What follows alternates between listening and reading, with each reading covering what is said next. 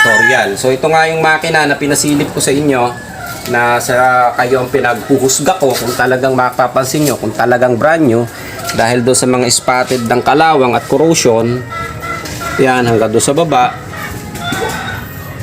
Yan, so ulitin lang ulit natin. And then, ito nga yung sa stick, kahit pinunasan ko na ito, na makikita nyo nanggigitata yan, oh. Napakadumi. So, dito pa lang, kitang-kita na natin. Alam natin, hindi brand new yan eh. Tumaring na change oil na siya. Okay, so ayan yung mga kalawang. Ayan. Then, yung mga scratches nga na pinakita namin doon sa mga nauna at pumangalawang video. And, ayan, andun nga yung mga kalawang at scratches doon sa ilalim na hindi namin napansin kaagad nung diniliver itong sasakyan dahil andun talaga yung buong tiwala namin eh. Dahil isang malaking company, ang Gateway, Mitsubishi Gateway. So, alam namin na pinanghawakan namin yung salita nila na ibibigay nila ng maayos. So,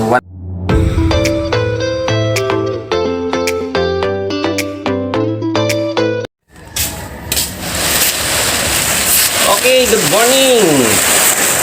Good day sa ating mga subscriber. Good day po sa ating lahat. So, ito yung unang araw ng 2024. So, January 1. Okay.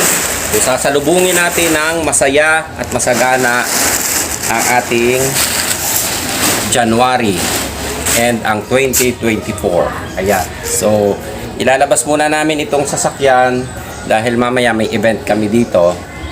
Ilalagay namin yung isang mahabang lamesa dito and papakendi buffet tayo sa mga bata dito. Ayan. So, naging kaugalian na namin ito tuwing January 1. Okay, so ayan. Ano ba? Medyo mabigat, mahirap pa rin dahil ang sasalubong sa atin ngayong January is ito pa rin problema natin dito sa ating sasakyan, which is dapat hindi naman natin pinoproblema. Ano? So, yan pa rin. Okay, so bibigyan ko lang ng konting history doon sa mga nanonood na hindi tinatapos yung video natin and nakakapag-comment sila.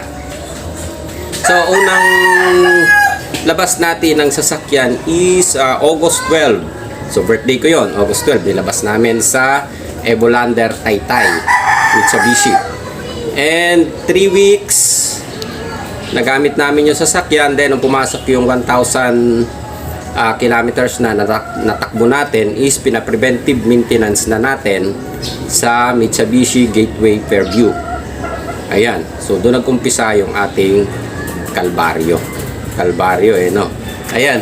So, ayun nga, doon sa kung may mga nakapanood ng video, ang naging problema ng sasakyan natin ay natanggalan ng drain plug ang oil. So, natuyuan ng langis. So, yun yung time na September 4 ito preventive maintenance. September 4, 2023. Then, September 7, ginamit namin ulit yung sasakyan na pumunta kami sa UST Hospital na may emergency kami nasakay. So, doon sa mga nagko-comment bakit daw hindi namin chinek kung may oil na tumaga sa ilalim or kung hindi ba namin chinek kung mahigpit yung mga drain. So, kapag may emergency, hindi natin magagawa yan eh. So, biglaan yung pagkakaalis namin. May emergency appointment din kami doon sa UST Hospital. Okay? Medyo maingay yung aso sa gitna. Yan, medyo nagkaroon lang tayo ng konting delay. Maingay yung mga aso namin. Okay, yun.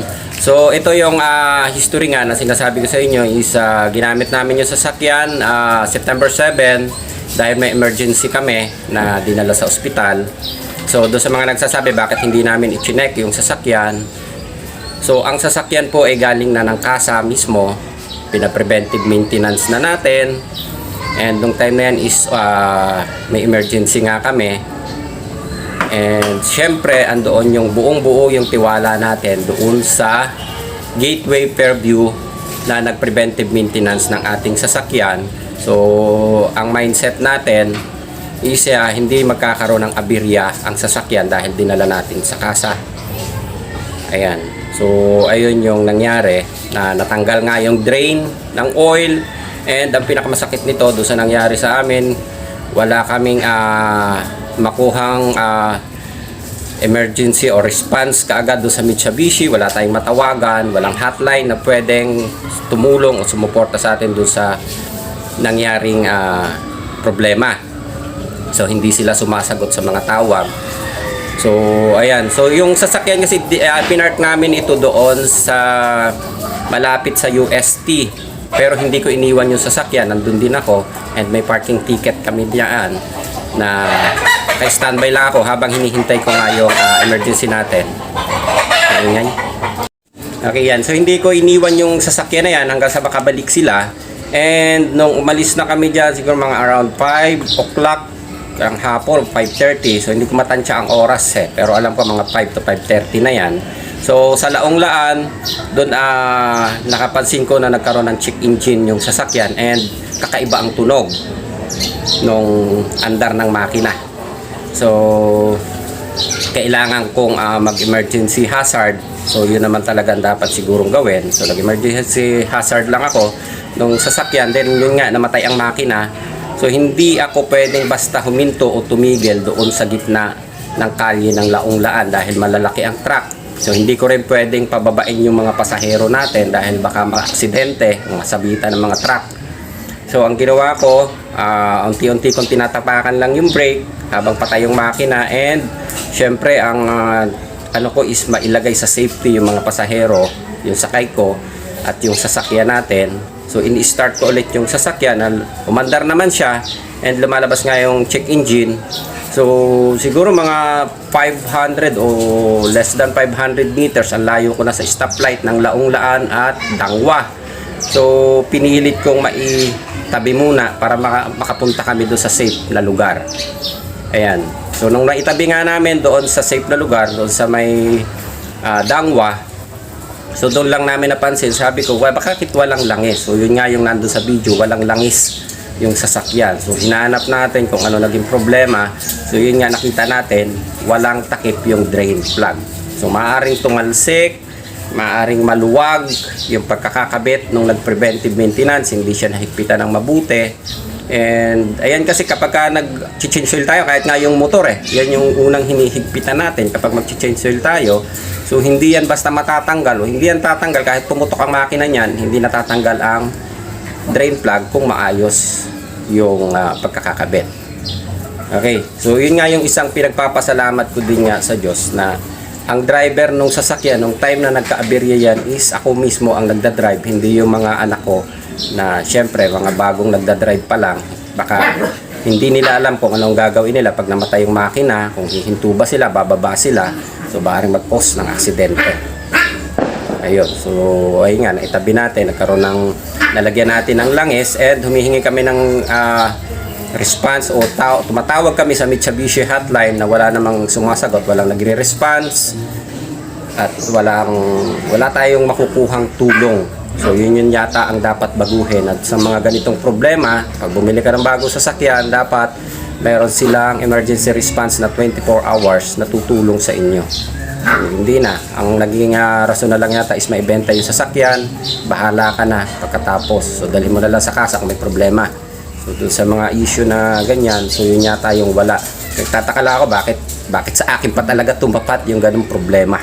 So dami-dami naman ng sasakyan, sa atin napunta yung problema. So yung problema na yan, yung iba kasi iniisip na hindi maganda din siguro, alam naman natin ang tao, pero ito, wala akong rason para gawin, dahil yung sasakyan na yan, 2 beses namin ipinabless yan. Ayan, panoorin nyo yung video.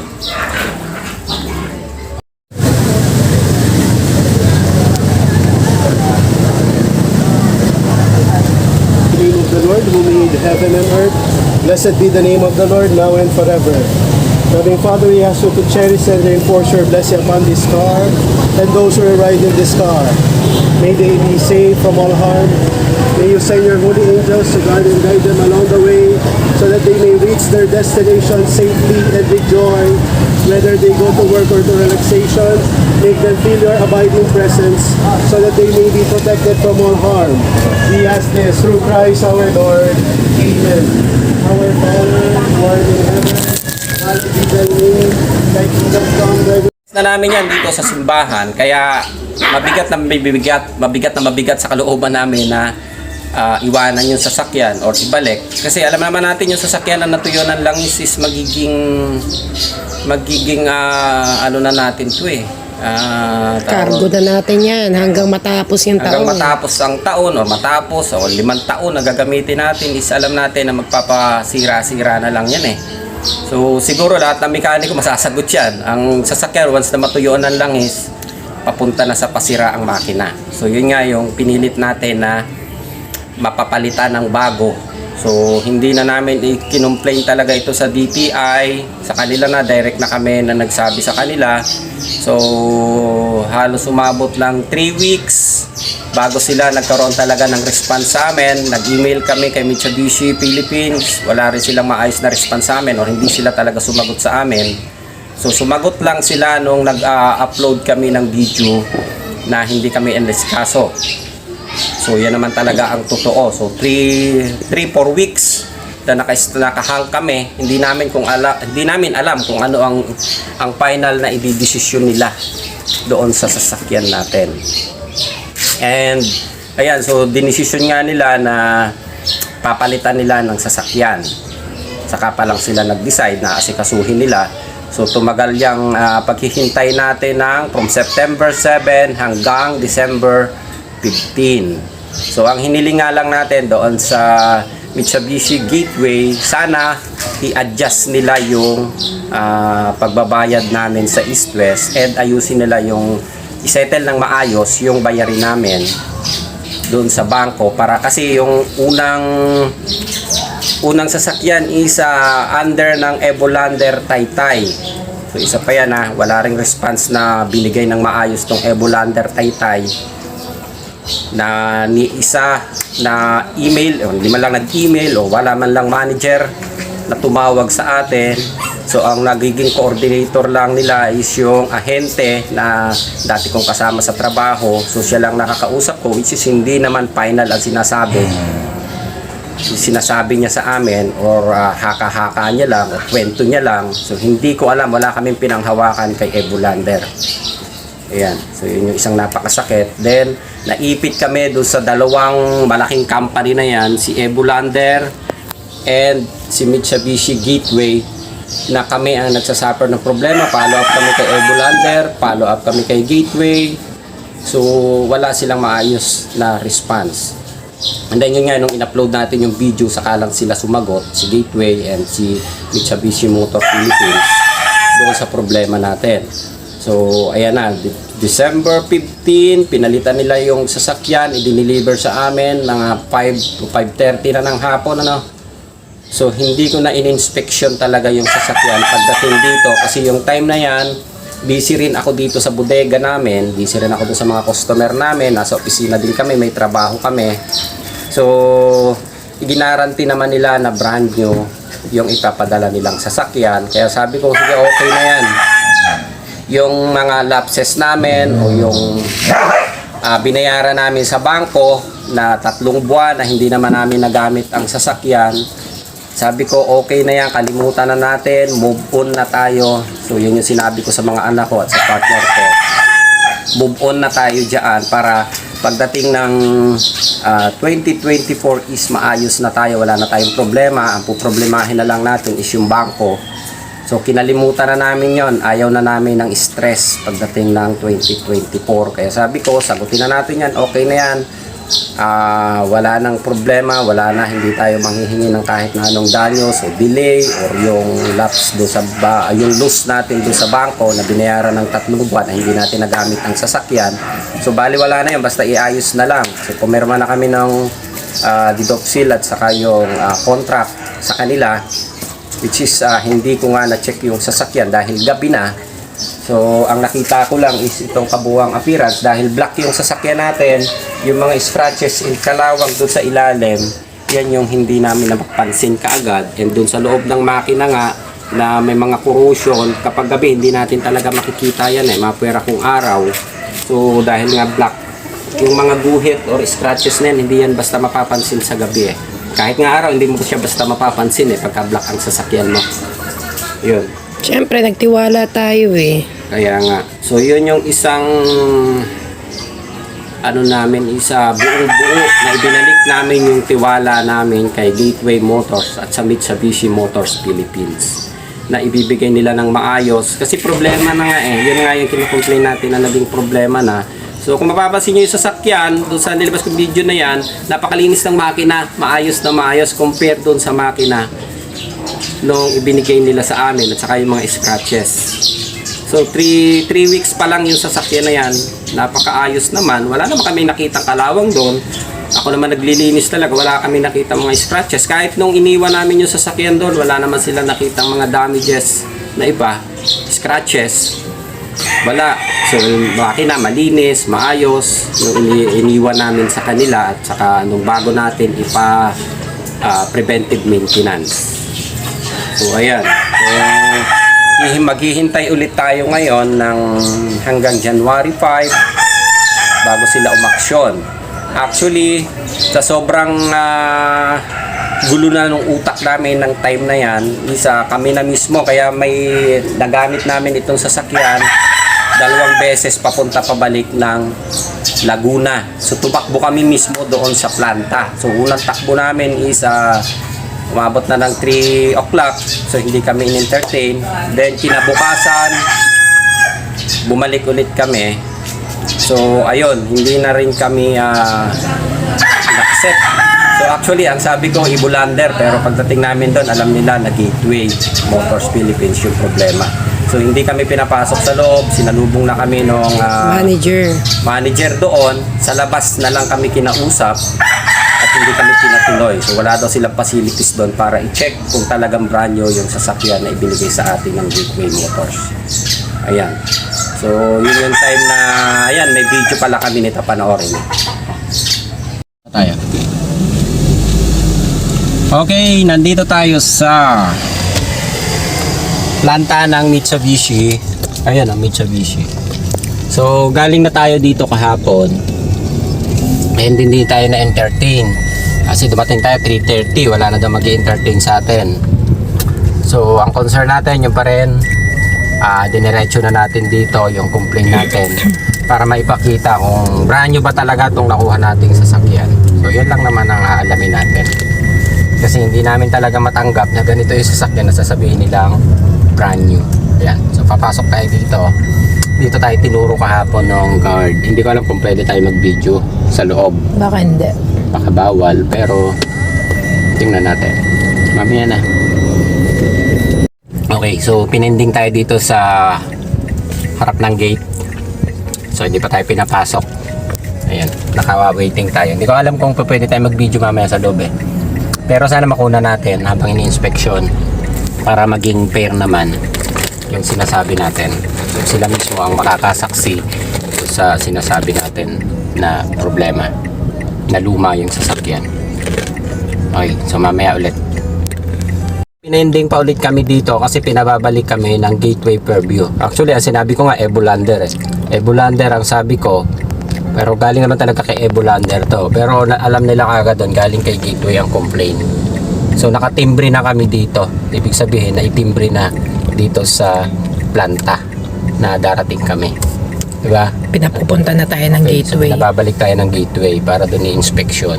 So ayaw na, wala na kaming tiwala kasi kay Gateway na mekos-mekos na nila itong problema So ngayon doon nila tayo pinapupunta, which is nakita na naman nila itong sasakyan na ito nung Saturday pa. So hindi na siguro kailangang inspection dahil nakita mismo nila personal, yung general manager nila, yung maintenance warranty service and yung manager nila doon sa Gateway. So sabi ko nga personal doon si Miss Basia, sabi ko personal hatid ko sa sasakyan, ikaw mismo ang mag-inspection ng sasakyan, tingnan mo kung brand new yan. Yun. So yun lang, antay lang ulit natin kasi pinababalik tayo ng Gateway Fairview, which is galing na tayo dito kahapon, hindi lang tayo umabot. So pinagbigyan natin kasi hindi tayo in-entertain dahil 3:30 na. So ngayon maaga pa, pinababalik naman tayo. Isipin nyo yung layo ng biniyahin natin, tapos babalikin ulit tayo. Oras. So umalis tayo doon, 10 o'clock pa. Ano oras na? Magto 2:30. Okay, so antayin natin kung papapasukin tayo.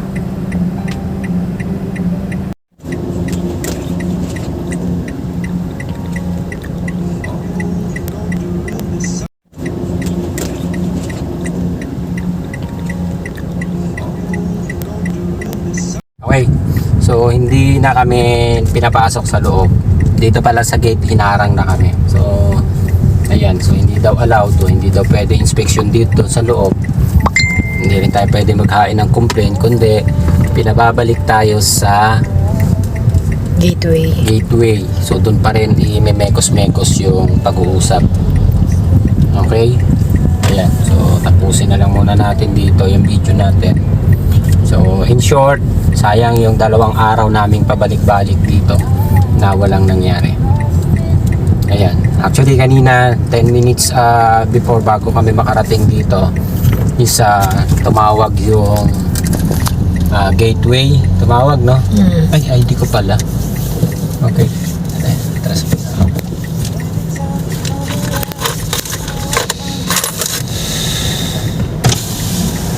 Tumawag yung gateway. Kaya mamaya, tuloy natin. So, binigyan pa namin sila hanggang bukas na asikasuhin kami. Parang nagmamakahalos maglumihod na lang kami dun para na asikasuhin. So, antayin namin sila hanggang bukas ulit, yung tawag nila. Nagtataka kasi ako dun kasi 10 minutes before tayo makarating dito, alam na nila na darating kami dyan Hindi ko alam kung sinong nagtimbre sa kanila. Kapit-bahay natin. Parang kapitbahay lang talaga na Marites Baka si Marites. na Marites kagad na darating kami. At hindi na kami in-entertain. Hindi ko alam kung talagang ganun ang procedure o na ginagawa nila. Protocol daw nila. Protocol nila. Hindi tayo pwedeng maghain ng complaint dyan mismo. And dapat sa dealer lang. Which is sila yung Mitsubishi Philippines na dapat tatanggap ng complaint natin. And sila magpaparating kay Gateway. Okay, so hindi ko alam kung anong mekos-mekos ang ginagawa nila. So bahala na sila, and kung hindi pa ito actionan, so diretso na tayo kay DTI and i-upload natin yung video. So yung i-upload naman natin na video is yung mga totoo lang, wala naman tayo idadagdag bawas dyan. Kulang pa nga wala tayo idadagdag pero nabawasan pa. Okay? Sige, uwi na tayo. So ayan, ayun, sa sobrang dami nang iniisip namin, hindi namin alam kung kanino kami lalapit. Pupunta ba kami sa DTI, which is alam naman natin na pag nag-file tayo sa DTI, medyo matatagalan pa. And syempre, dati pa ba tayo sa problema ng gobyerno na aasikasuhin tayo, which dapat dito pa lang pwede naman nilang ayusin na. So yun lang din naman ang pinagagawa ko Hindi naman kami aabot dito sa ganitong paggawa ng video dahil hindi naman natin content talaga sa YouTube ito. Ang content natin is tutorial na tinutulong natin doon sa mga ka-technician natin.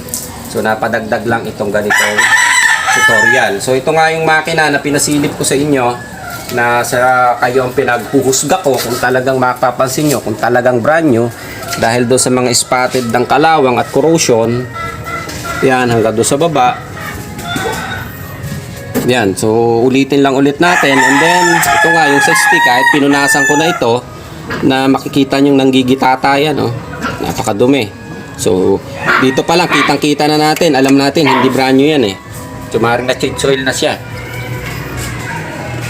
Okay, so ayan yung mga kalawang. Ayan. Then yung mga scratches nga na pinakita namin doon sa mga nauna at pangalawang video. And ayan, andun nga yung mga kalawang at scratches doon sa ilalim na hindi namin napansin kaagad nung diniliver itong sasakyan dahil andun talaga yung buong-buo yung tiwala namin dahil isang malaking company ang Gateway, Mitsubishi Gateway.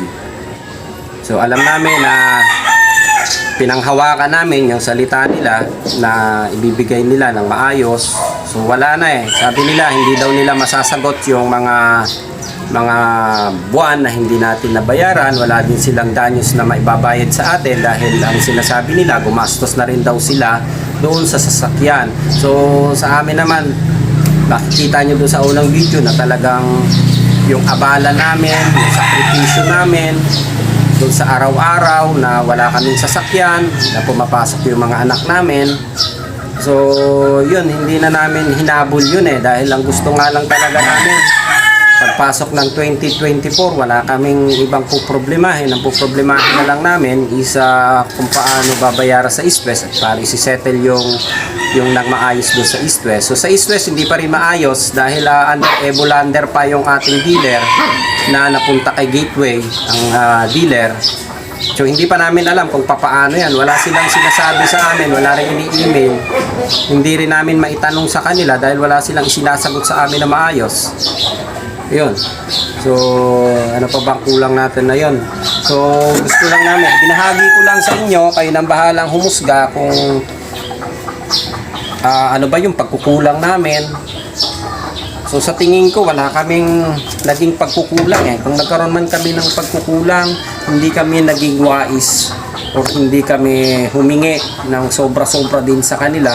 Sabi ko, kung ano lang talaga yung rights, kung ano yung karapatan namin, yun lang ibigay nyo. Wala naman tayo hinihinging sobra. Dahil doon sa pangyayari, hindi natin ginawang take advantage yung pangyayari na yan.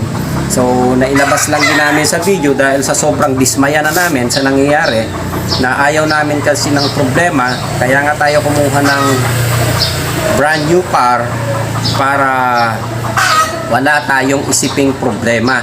Dahil ang gagamit ng sasakyan na ito, yung mga anak namin, mga bata. So, ayaw namin na magkakaroon ng aberya sa daan.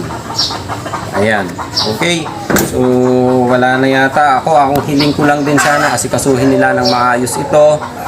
And ibigay kung ano yung tapat sa consumer. Ibigay nila kung ano yung karapatan ng mga nagiging kliyente at customers nila o natin bilang consumer. So ibigay nila kung ano yung rights, kung ano yung tama, kung ano yung dapat na para sa atin. So yun lang naman, wala naman tayong ibang hihilingin na sobra na iti-take advance natin ang problema. So nailabas ko lang dahil hindi kami pinapansin eh. Kaya ginawa na lang namin, i-content videos namin ito. Dahil dapat to December 15 pa lang tapos na eh. Tinuldukan na namin yung problema na yan. Ayaw na namin ng sakit ng ulo, kaya nag-usap-usap na kami ng mga anak ko, kami, na tama na yan, okay na yan. Sagutin na natin yung 3 buwang loss natin. Kaya na natin, kalimutan na natin, move on tayo, 2024, move on tayo. So, ito nga lang ang nangyari. Bakit? Ito pa rin ang tinatanong ko, bakit ganito? Hindi nila in-inspection, hindi nila tiningnan ng mabuti, o hindi nila idinaan sa inspeksyon yung sasakyan bago nila i-deliver dito sa amin. So, ang pagkakamali ko lang, hindi ako mabusisi kaagad sa ganitong sasakyan dahil nga, sabi ko sa inyo, yung tiwala ko, once na magtiwala ako, buong buo yan, ay binabalik ko ang tiwala. So, sa ngayon, yun yung problema na nawala na talaga ang tiwala natin sa kanila. So, gusto ko lang ay asikasuhin. Ang sarap kasi mag-vlog eh. Kung binablog natin, maganda. Okay, maganda ang Mitsubishi. Okay naman Mitsubishi. Wala naman tayong comment doon sa Mitsubishi eh. Ang comment natin, yung mga dealer na nag-a-assist sa amin, yung nagbenta ng sasakyan, at yung nagka-problema sa PMS, yun ang comment natin. So, Service and management. yes, Yung problema service sa and kanila eh. management nila. And yung inilalabas namin is sa loobin lang namin bilang consumer, bilang customer. So, customer's feedback sa kanila. So, sa customer's feedback ng sasakyan mismo, wala kaming komento dito. Maayos at magandang manakbo ang Mitsubishi, matibay. So, yun nga, pinakita ko sa inyo nung nakaraan, yung aming L300 is 11 years na. Nandito, maayos pa rin. Hindi ko talaga siya i-dispose, hindi ko siya binenta dahil nanghihinayang ako dahil maayos at maganda pa siya hanggang ngayon. Okay, so dito na lang muna. Mamaya ilalabas ko yung sasakyan and magpapakait tayo ng mga bata na dito sa ating COA, dito sa palipaligid ng subdivision natin. So magpapakain kami dito, kaya ilalabas ko, maglalagay kami ng lamesa dito. Ayan. Okay, so kita-kits tayo mamaya. Okay, so idadagdag ko pala. Kaya ito yung ini-insist natin o pinipilit natin na palitan ulit ng panibago dahil alam natin na may mga kalawa nga yung ilalim, isang walang assurance yan. Kung ngayon nga lang, hindi nila na ibigay yung tamang safety para doon sa sasakyan. So, ito ba sasakyan na ito is safe pa talagang gamitin, maayos pa.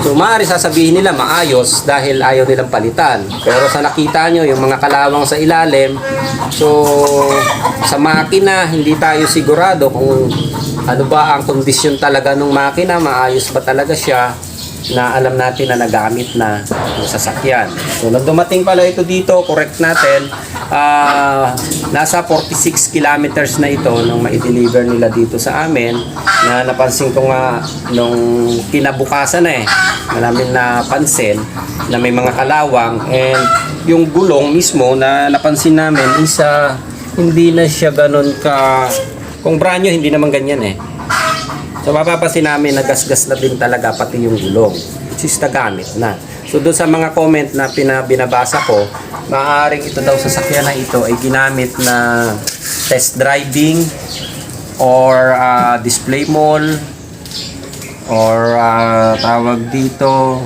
maaaring sabi nila sa comment to, based sa comment, maaaring stock unit na pinagkuhanan na ng mga complain na spare parts. Kung may complain doon sa iba na wala pang spare parts, so binubunot, kinakabit doon sa iba. So, yun ay based sa comment hindi galing sa akin yan.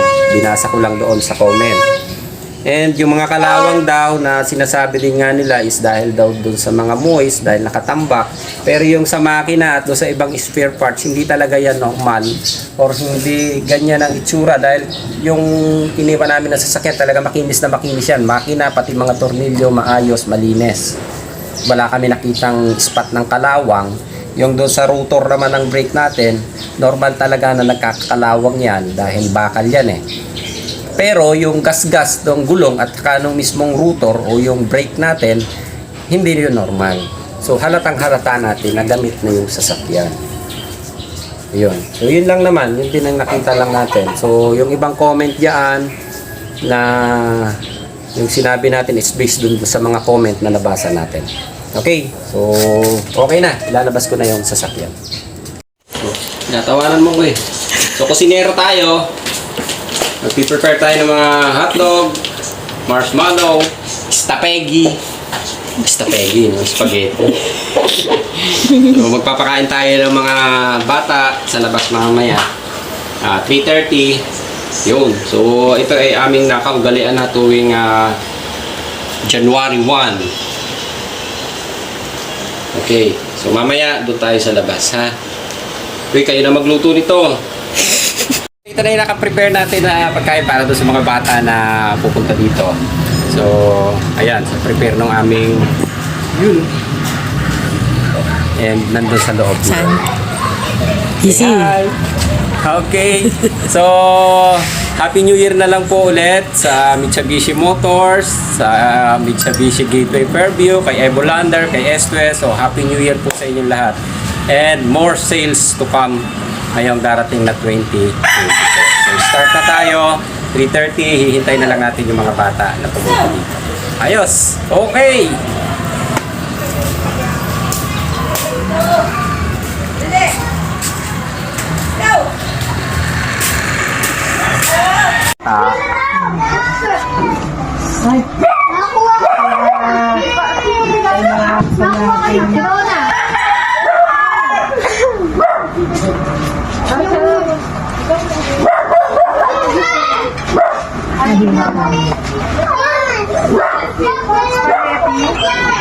Sige, bigyan mo mo.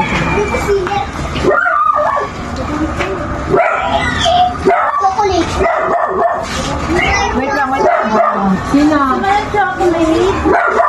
Alam mo kung wait lang. Kailan sa'yo? Sa chocolate. Bigyan mo na lang siya. Ano, Pogi? Pogi, tuloy pa pala to Spaghetti. Ay, may nagawa na siya. Si parang tako Chocolate, nagdagyan mo na chocolate. Okay na. Chocolate? Bigyan mo na lang. Hindi, ano mo, ng stick. Puneto na chocolate. Ay, wala. Kanina meron na. Okay na to? Ay, lumubog. Lumubog na.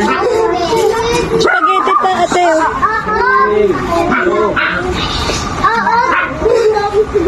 Tatangina ng konti. Parang konting. Spaghetti. Spaghetti? Ito mo.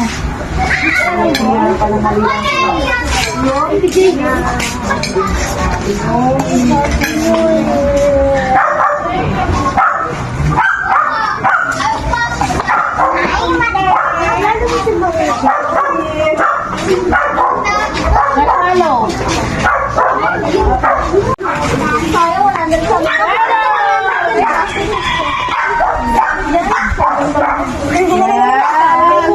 Galing ah.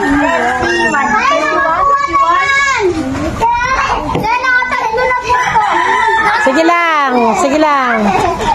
Pila-pila kayo, marami pa naman.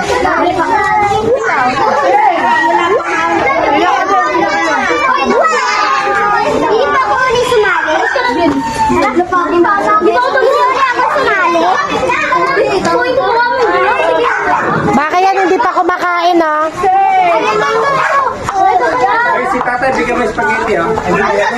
Ha?